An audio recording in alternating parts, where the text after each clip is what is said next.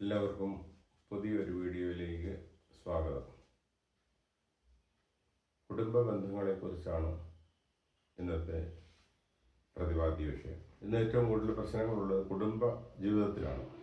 ഭാര്യയും ഭർത്താവും തമ്മിൽ കുടുംബ ജീവിതത്തിൽ ഒന്നു ചേർന്ന് പോകാൻ സാധിക്കാതെ തകർന്നു പോകുന്ന അനേക കുടുംബങ്ങളുണ്ട്.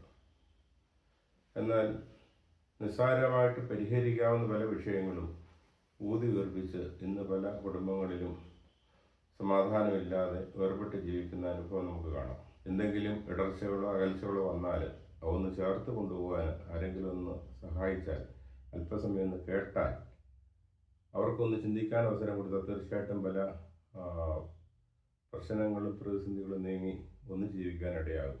ഒരു 10-15 വർഷങ്ങൾക്ക് മുമ്പ് വളരെ ദൂരത്തിൽ നിന്ന് കേരളത്തിൻ്റെ കിഴക്കേ അറ്റത്ത് ഉള്ള ഒരു ഗ്രാമത്തിൽ നിന്ന് ഒരു സഹോദരനും സഹോദരിയും കൂടെ എന്നെ കാണാൻ വന്നത് അവർ പടിഞ്ഞാറ് ഭാഗത്ത്, കേരളത്തിൻ്റെ പടിഞ്ഞാറേ അറ്റത്ത് വിവാഹം കഴിച്ചു വിട്ട ഒരു സ്ത്രീയാണ്.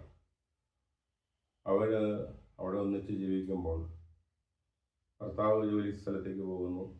കൂടെ അമ്മായിയപ്പനും മരുമകളും അവിടെ വീട്ടിൽ ജീവിക്കുമ്പോൾ മകൻ, അതായത് ഭർത്താവ്, ഒരു അകന്നൊരു സ്ഥലത്ത് ജോലിക്ക് പോവുകയും ചെയ്യുന്നുണ്ട്. അപ്പോൾ അവർ വളരെ സന്തോഷത്തോടെ ജീവിച്ചു വരുമ്പോൾ ഈ അമ്മായിയപ്പനല്പം മദ്യപിക്കും. വൈകിട്ട് വന്ന് ചില പ്രശ്നങ്ങൾ, പ്രതിസന്ധികൾ ഉണ്ടാകുന്നുണ്ട്. അതായത് മദ്യപിച്ച് കഴിയുമ്പോൾ ഉള്ള സംസാരം കൂടി വരുന്നുണ്ട്. അപ്പോൾ ഇഷ്ടപ്പെടാത്ത കാര്യം വഴക്കുണ്ടാക്കുകയൊക്കെ ചെയ്യുന്നുണ്ട്. ഇവർക്ക് 3 മക്കളുണ്ട്.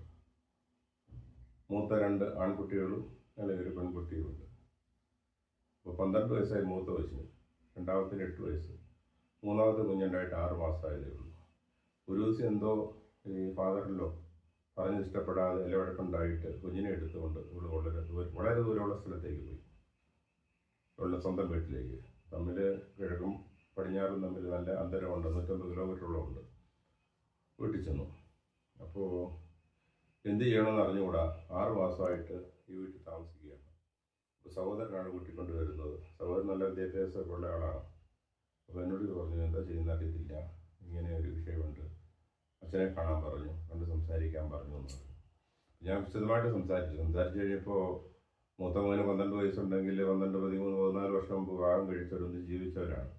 ഭാര്യയും ഭർത്താവും തമ്മിൽ വലിയ അഭിപ്രായ വ്യത്യാസങ്ങളില്ല. ഭർത്താവിന് ജോലിയുണ്ട്. ജോലി ചെയ്ത് സമ്പാദിച്ച് വീട്ടിലെ കാര്യങ്ങളൊക്കെ നോക്കുന്നുണ്ട്. വീക്കെൻഡിൽ വീട്ടിൽ വന്ന് ശനി ഞായർ 2 ദിവസങ്ങൾ വീട്ടിലുണ്ട്.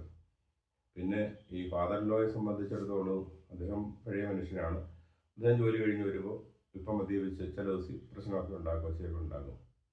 അപ്പോൾ ഇത് ഇഷ്ടപ്പെടാതെ ആണ് പെട്ടെന്ന് പോകുന്നത്. അപ്പോൾ ഒരു ദിവസം അമ്മയെ വിളിച്ച് പറഞ്ഞു, ഈ അച്ഛൻ ഇതുപോലെ വീട്ടിൽ ബഹളം ഉണ്ടാക്കുകയാണ്, അപ്പോൾ എനിക്കിവിടെ നിൽക്കാൻ പറ്റത്തില്ലെന്ന്, മോളിഞ്ഞ് പോരാൻ നോക്കിക്കൊള്ളാമെന്ന് പറഞ്ഞ് പോയി. അപ്പോൾ ഈ 6 മാസമായ കുഞ്ഞിനെ കാണാൻ, പെൺകുഞ്ഞിനെ, പ്രത്യേകിച്ച് 2 ആൺകുട്ടികളുണ്ടായ പെൺകുഞ്ഞിനെ കാണാനായിട്ട് ഈ മരുമകൻ അവിടെ ചെല്ലുമ്പോൾ അമ്മായിയമ്മയും ആങ്ങളെയും അവർ എൻ്റെ കൊച്ചിനെ വിടുന്നില്ല, നീ പൊക്കോന്നും പറഞ്ഞ് അവനെ വഴക്ക് പറഞ്ഞ് ഓടിക്കുകയാണ്. അവന് കുഞ്ഞിനെ കാണാതെ അവന് വിഷമമുണ്ട്. 6 മാസം കഴിഞ്ഞപ്പോൾ ഇവൾക്ക് ഭർത്താവിനെ കാണാതെ വലിയ വിഷമമായി. അപ്പോൾ ഞാൻ അവളോട് ചോദിച്ചു, ഈ 12-13 വർഷം ഭാര്യയും ഭർത്താവും തമ്മിൽ ഒന്നിച്ച് ജീവിച്ചതല്ലേ, നിങ്ങൾ തമ്മിൽ അഭിപ്രായ വ്യത്യാസം ഇല്ലല്ലോ. ഈ ഫാദർ ലോയെ സംബന്ധിച്ചിടത്തോളം ചിലപ്പോൾ ചില പ്രശ്നങ്ങൾ ഉണ്ടാക്കുമ്പോൾ അത് ആ വഴിക്ക് വിട്ടാൽ, നിങ്ങൾ കുറേ കാര്യങ്ങളൊക്കെ കണ്ടില്ല കേട്ടില്ല എന്ന് വെച്ചാൽ, നിങ്ങളുടെ 3 മക്കളെയും നോക്കി ഭർത്താവിനെ നോക്കി സുഖമായിട്ട് ജീവിക്കാം. അദ്ദേഹത്തിന് 10, 65, 70 വയസ്സായ മനുഷ്യനാണ്.